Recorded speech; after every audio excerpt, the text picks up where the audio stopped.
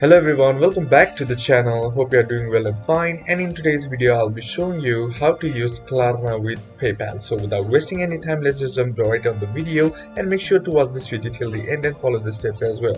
Now the first thing that you need to do is open up PayPal on your PC or on your device, and once you open it, log into your account.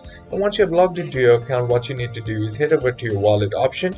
And once you're inside your wallet option, you'll be seeing an option that says link a card right here. Now what you need to do is simply select this option, link a card. And once you click on that or tap on that, you'll getting an option to enter in your credit card or debit card credentials. Simply fill in the information and then click on next. And once you do that, follow the on-screen process to do it. Click on next and follow the on-screen process.